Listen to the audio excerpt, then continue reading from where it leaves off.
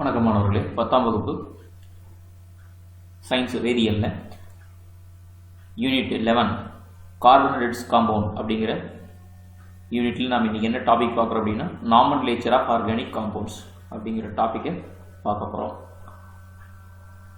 So why do we need nomenclature? In ancient days, the names of organic compounds were related to the natural things from which they were obtained. For example, for formic acid was initially obtained by distillation of red ants. So Latin name of the red ants is formica. So the name of the formic acid was derived from the Latin name of its source. Later, the organic compounds were synthesized from the sources other than the natural sources. So the scientists framed as a synthetic method for naming organic compounds based on their structures.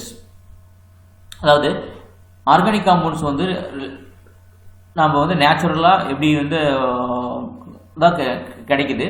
So அப்போ இந்த formic acid அப்படிங்கிறது ஒன்று இருக்குது. So இந்த formic acid அப்படிங்கிறது நம்ம எப்படி கிடைக்கிறோம் அப்படின்னா, ஸோ அப்போ சிவப்பு எறும்பு ரெட் ஆண்ட்ஸ் இருக்கு இல்லையா, சிவப்பு எறும்பை நம்ம வந்து டிஸ்டிலேட் பண்ணோம் அப்படின்னா அந்த சிவப்பு எறும்பனோட கொடுக்கில் வந்து என்ன இருக்குது அப்படின்னா, அந்த முள் குத்து இல்லையா, கடிக்கும் போது அந்த முள்ளில் என்ன இருக்குது அப்படின்னா அதில் ஃபார்மிக் ஆசிட் அப்படிங்கிறது இருக்குது. ஸோ இதை வந்து நம்ம வந்து லாட்டின் நேமில் வந்து நம்ம என்ன சொல்கிறோம் அப்படின்னா, அதை வந்து ஆண்ட் வந்து என்னன்னு சொல்கிறோம்னா ஃபார்மிகா அப்படின்னு சொல்கிறோம். ஸோ அப்போ இந்த நேம்ஸ் ஆஃப் ஃபார்மிக் ஆசிட் அப்படிங்கிறது ஸோ இந்த லாட்டின் நேம்லேருந்து டெரிவேவ் வந்தது தான் என்ன சொல்கிறோம் அப்படின்னா ஃபார்மிக் ஆசிட்.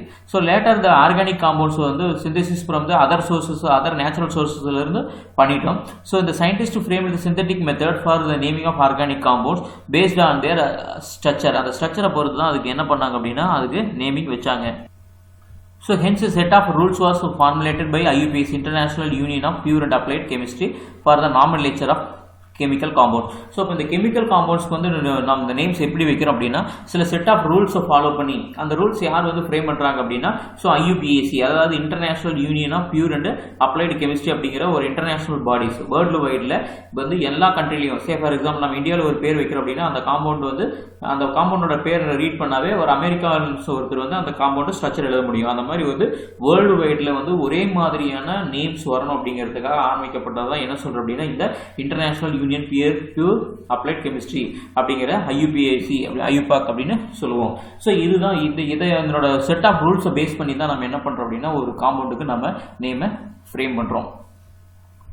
ஸோ அப்போ compounds of an IUPAC name, அப்போ அந்த IUPACல என்னென்ன காம்பவுண்ட்ஸ் இருக்குது, என்னென்னலாம் அந்த நேமில் எப்படிலாம் அந்த பேர் வைக்கணும் அப்படின்னு சொல்கிறாங்க அப்படின்னா so the IUPAC name of the any organic compounds consist 3 parts. அதில் அந்த நேமில் 3 பார்ட்ஸாக பிரிக்கிறாங்க. So root word, prefix, suffix அப்படின்னு பிரிக்கிறாங்க. These parts are combined as per the following sequences to get the IUPAC name of the compound. ஒரு காம்பவுண்டுக்கு அப்போ இந்த சீக்வன்ஸில் தான் அந்த நேம் வந்து இருக்கும். எப்படின்னா ப்ரிஃபிக்ஸ் வேர்டு, ரூட் வேர்டு, அதுக்கடுத்து சஃபிக்ஸ் வேர்டு. ஸோ இதை தான் வச்சு தான் இந்த IUPAC நேம் அப்படிங்கிறத ஃபிக்ஸ் பண்ணுறாங்க. அப்போ ரூட் வேர்டுனா என்ன, ப்ரிஃபிக்ஸ்னா என்ன, சஃபிக்ஸ்னா என்ன அப்படிங்கிறத ஒவ்வொன்றா பார்க்கலாம். ஸோ ரூட் வேர்ட் அப்படிங்கிறது என்னென்னா it is the basic unit which describes the carbon skeleton. It gives the number of carbon atoms present in the part of the chain of the compound and the pattern of their arrangement. So அப்போ இதில் என்ன சொல்கிறோம் அப்படின்னா இதுதான் வந்து அந்த root word அப்படிங்கிறத பேசிக்கான ஒரு யூனிட்டு.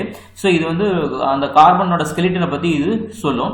அப்போ இதில் வந்து நம்பர் ஆஃப் கார்பன் ஆட்டம்ஸ் எத்தனை இருக்குது, ஸோ பேரண்ட் செயின் வந்து என்ன அப்படிங்கிறது எல்லாமே அதனோட அரேஞ்ச்மெண்ட்ஸ் என்ன அப்படிங்கிறதும் இந்த ரூட் வேர்டில் சொல்லிடுவோம். So based on the number of carbon atoms present in the carbon skeleton, so most of the names are derived from the Greek numerals. So except the first 4. So upper table 11.3 shows the root words for the parent chain of hydrocarbons containing 1 to 10 carbon items. அப்போ இந்த root வேர்டை வச்சு தான் நம்ம என்ன பண்ணுறோம் அப்படின்னா so அப்போ இந்த carbon skeleton number of carbons எத்தனை இருக்குது ஸோ அப்படிங்கிறத அப்போ சொல்கிறோம். மோஸ்ட் என்ன பண்ணுறோம் அப்படின்னா இது டெரிவேட் என்னன்னா கிரீக் நம்பர்ஸில் இருந்து தான் வந்து என்ன பண்ணியிருக்கோம் அப்படின்னா டெரிவ் பண்ணியிருக்கிறோம். So root word of hydrocarbons, number of hydrocarbons. So 1லேருந்து 10 வரைக்கும் carbon numbers. So root word அப்படின்னா ஸோ இப்போ கார்பன் நம்பர் 1 அப்படின்னா என்ன சொல்லுவோம், மீத்தேன் அப்படின்னு சொல்லுவோம். ஸோ அப்போ ரூட் வேர்ட் என்ன சொல்கிறோம் அப்படின்னா மீத்தேன் அப்படிங்கிறது மெத் அப்படின்னு சொல்கிறோம். 2 அப்படின்னா ஈத்தேன்னு சொல்லுவோம், ஈத்து. 3 அப்படின்னா ப்ரொபேன் சொல்லுவோம், 4 அப்படின்னா பியூட்டேன் அப்படின்னு சொல்லுவோம் பியூட். ஸோ 5 அப்படின்னா பென்டேன் அப்படின்னு சொல்லுவோம் pent.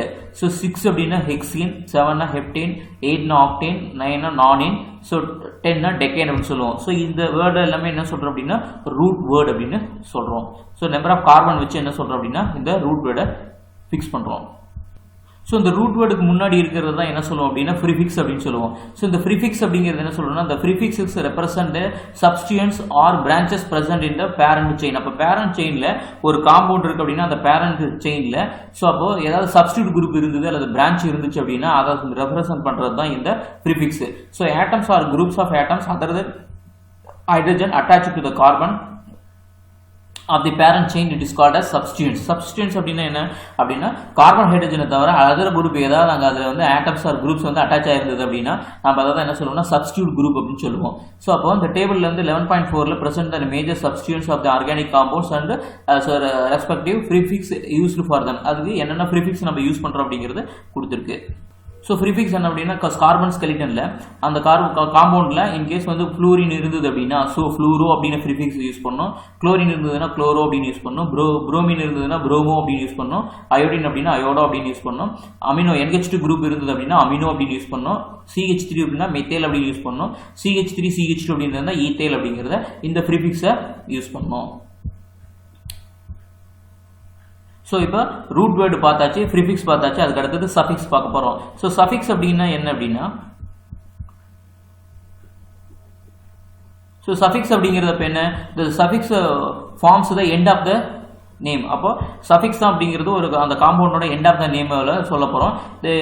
It is divided into 2 parts such as the primary suffix and secondary suffix ரெண்டாக பிரிக்கிறோம். So primary suffix comes after the root word. Primary suffix அப்படிங்கிறது ஆஃப்டர் த ரூட் வேர்டுக்கு அடுத்தது வரும். So it represent the nature of carbon to carbon bonding in the parent chain. So இது என்ன சொல்லுது அப்படின்னா கார்பனுக்கு இருக்கிற பாண்டிங் நேச்சர் ஆஃப் பாண்டிங்கை வந்து பேரண்ட் செயினை சொல்லுது. So if all the bonds between the carbon atoms of the parent chain are single, then the suffix an has to be used. So அப்போ single bond எல்லாமே இருந்துச்சு அப்படின்னா an அப்படின்னு use பண்றோம். Suffix en and ene are used for the compounds containing double and so double and triple bonds respectively. அப்போ ene and YENE அப்படிங்கிறத எப்போ use பண்ணுவோம் அப்படின்னா டபுள் பாண்டும் ட்ரிபிள் பாண்டும் இருந்தது அப்படின்னா ஸோ அப்போ அந்த மாதிரி செகண்டரி ப்ரிஃபிக்ஸை யூஸ் பண்ணுவோம். ஸோ அப்போ secondary suffix describe the functional group of the compound. அப்போ செகண்டரி சஃபிக்ஸ் அப்படிங்கிறது so functional group of the காம்பவுண்டை வந்து அப்போ அதை பற்றி டிஸ்கிரைப் பண்ண சொல்லுது. ஸோ அப்போ சஃபிக்ஸ் ஆஃப் த ஐயூபேக்க நேம் அப்படின்னா ஸோ அப்போ கிளாஸஸ் ஆஃப் காம்பவுண்ட் என்ன, ஸோ அப்போ ஃபங்க்ஷனல் குரூப் என்ன, சஃபிக்ஸ் என்ன யூஸ் பண்ணுறோம் அப்படின்னா ஸோ அப்போ கிளாஸஸ் ஆஃப் காம்பவுண்ட்ஸ் வந்து ஆல்கஹால் அப்படின்னா OH அப்படிங்கிற ஃபங்க்ஷனல் குரூப் யூஸ் இருக்கும். ஸோ அப்போ சஃபிக்ஸ் என்னன்னா ஆல் அப்படின்னு முடியும். ஆல்டிஹைடாக இருந்தால் CHO AL ஆல் அப்படின்னு முடியும். கீட்டோன் அப்படின்னா C double bond O own அப்படிங்கிறதுல முடியும். ஸோ கார்பாக்சிலிக் ஆசிட்டாக இருந்தால் ஆயிக் ஆசிட் அப்படிங்கிறதுல முடியும். ஸோ இதுதான் வந்து ஸோ ஐயூபாக் நாமென்க்ளேச்சரில் வந்து so root word so prefix suffix எப்படி யூஸ் பண்ணுறது இந்த கெமிஸ்ட்ரியில் அப்படிங்கிறத இதை தான் பார்க்க போகிறோம். ஸோ அடுத்த வீடியோவில் என்ன பார்க்க போகிறோம் ஐயூபாக் நேமோட நேமிங் ரூல்ஸ் என்ன ஃபாலோ பண்ணுறோம் ஃபார் ஆர்கானிக் காம்பவுண்ட்ஸ் அப்படிங்கிறத அடுத்த வீடியோவில் பார்க்கலாம். ஸோ கெமிஸ்ட்ரி ட்ரெண்டிங் அப்படிங்கிற இந்த சேனலை சப்ஸ்கிரைப் பண்ணுங்கள், மறக்காமல் பெல் பட்டனை ப்ரெஸ் பண்ணி ஆல் அப்படிங்கிறத ப்ரெஸ் பண்ணிக்கோங்க. அப்போ தான் அடுத்தடுத்து போடக்கூடிய வீடியோஸ் வந்து உங்களுக்கு நோட்டிஃபிகேஷனில் மறக்காமல் வரும்.